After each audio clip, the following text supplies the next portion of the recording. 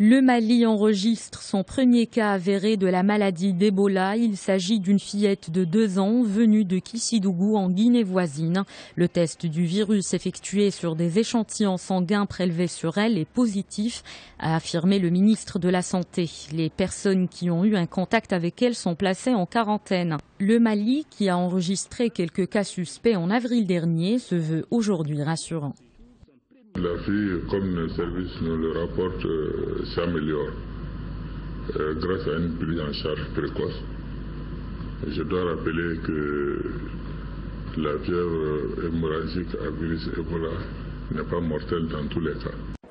Un médecin de New York récemment revenu d'Afrique de l'Ouest a contracté le virus. Greg Spencer, 33 ans, a travaillé en Guinée pour Médecins sans frontières avec des malades d'Ebola. C'est le premier cas du virus dans la plus grande ville américaine et le 4e aux États-Unis. Selon les autorités new-yorkaises, toutes les mesures nécessaires ont été prises pour éviter des contaminations.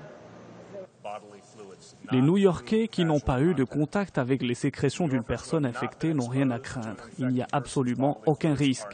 Je rappelle que New York est la ville qui dispose du plus fort système de santé au monde, des experts médicaux les plus brillants et les équipements les plus développés. La mobilisation mondiale contre Ebola s'intensifie. Plus d'1 millier d'aides-soignants sont annoncés en Sierra Leone et au Libéria selon un coordinateur nommé par l'Union européenne.